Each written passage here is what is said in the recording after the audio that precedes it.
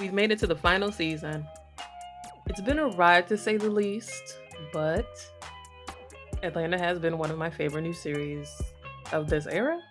Can I say that? I guess. So the crew is back in Atlanta.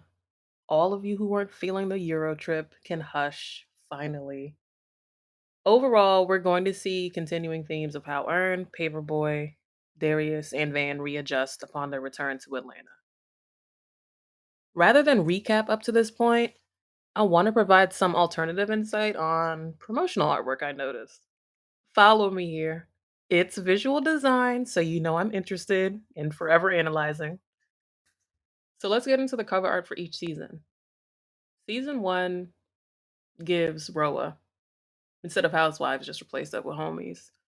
Peaches are in the mouths of Earn, Darius, and Paperboy. Simply put, they were hungry.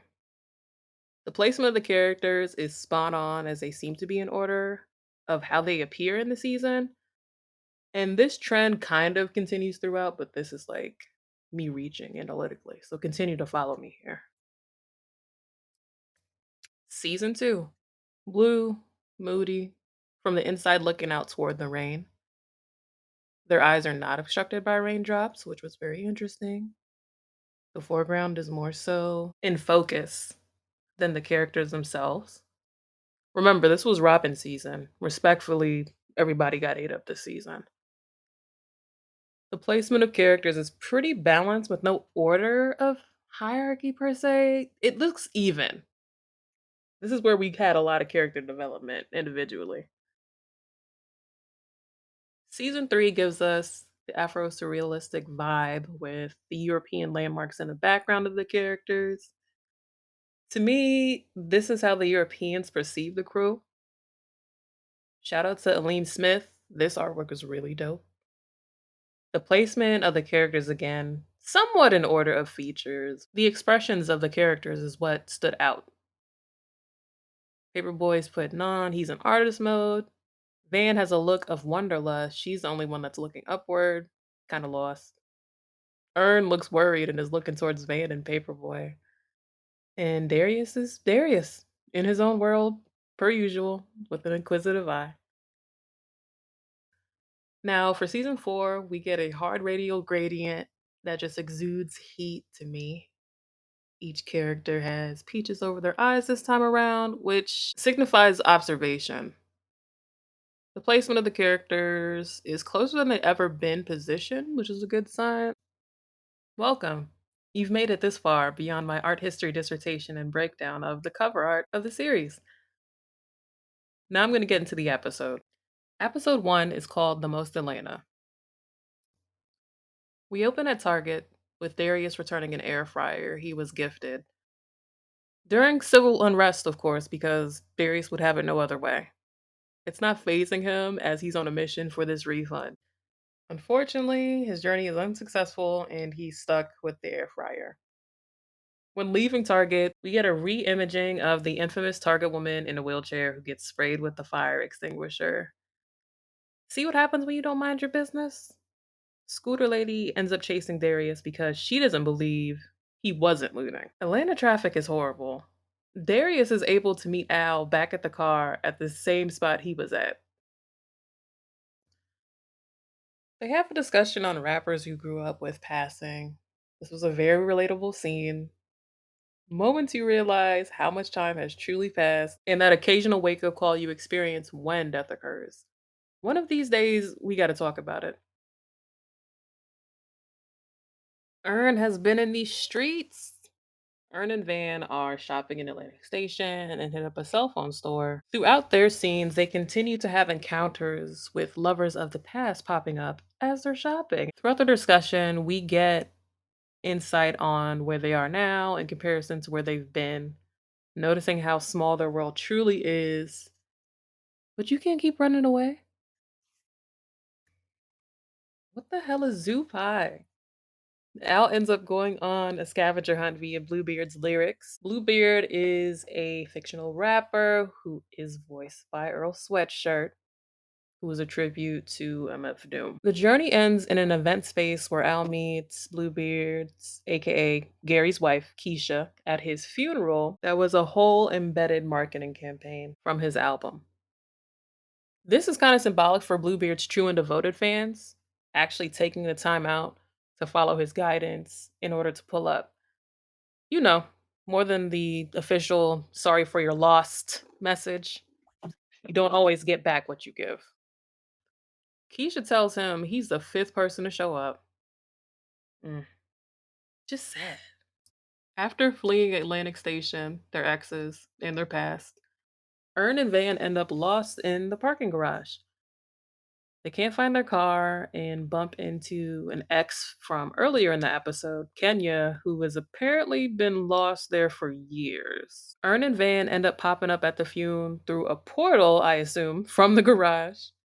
Kenya follows because clearly she needs help and has no idea where she's going. The crew eventually meets up with Darius because timing, timing.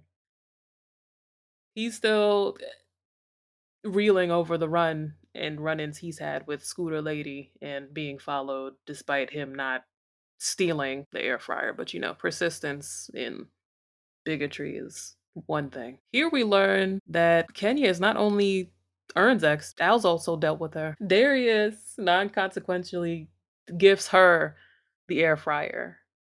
And instead of getting a ride with the crew, Kenya opts for an Uber. And in one of the funniest implied scenes, Scooter Lady pulls up on Kenya, but in this scene, we don't get the visuals, we just get the sound and the cinematography that was fire. And scene. Episode 2, The Homeliest Little Horse. We open with a random white woman we don't know who is getting ready for her day and spying on her neighbors while listening to vintage Sierra. She receives an email from a literary agent who wants to set up a meeting after reading her story. Mind you, this email was bare and plain as can be. Not a logo in sight for the company. But even more glaring, it doesn't even mention a company. Like, ma'am, it's all in the details, people. Just, yeah, come on now. The scene cuts to Ern on his way to his therapy appointment. Al calls for his help for setting his gamertag password that's connected to his AIM account. Shout out to AOL and Al's favorite movie in middle school, Mulan. What a time for Szechuan sauce. This was definitely back in 98. Al clowns Ern for going to therapy. This is a jab at the stigma that's surrounded by therapy, which I get it. Therapy is not for everyone, but it is an option for anyone. Just keep that in mind. Ern is distracted yet engaged during his therapy session. He opens up eventually, and this is a testament to selecting healthcare workers who you feel comfortable with and that can relate to you. We still need to unpack thoroughly what happened to him at Princeton, but from what he tells the therapist, his co RA or resident advisor, basically the assistants that serve as a leader when it comes to your residence hall when you're in college, dorm wise. So think of a chaperone. Sasha, in a jealous rage, stole Ern's suits because he went to a party with another girl. Now, since Ern was an RA, he uses a master key to get it back, only to get jammed up in a trespassing scandal. In another moment of significance, we learn that Ern was abused by a family member, adding to his overall trust issues and struggle with power. At this point, he battles with the goal of trying to prove everybody wrong while not seeming helpless. In another session with his therapist, he tells a story about Princeton wanting him to come participate in a panel, of course, because universities never stop using you.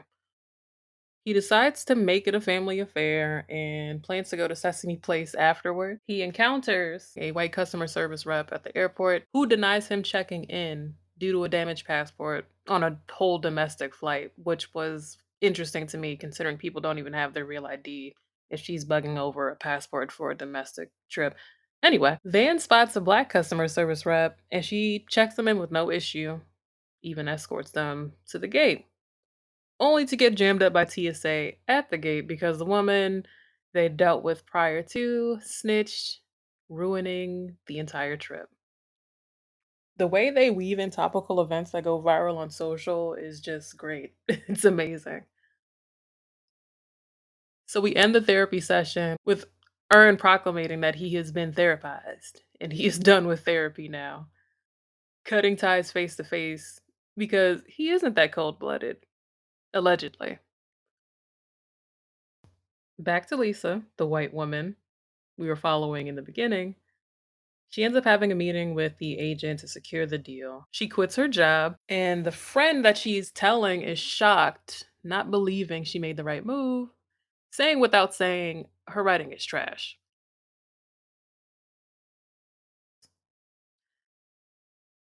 So the literary agent sets up a test reading at a library for her story, The Homeliest Little Horse.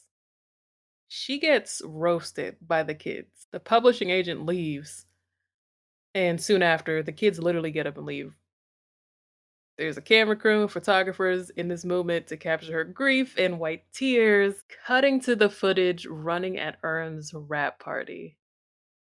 This man hired actors because she ruined his family trip. Cold blooded. Earn needs to directly return to therapy because this level of petty is wild. A lot of homage was paid in these episodes.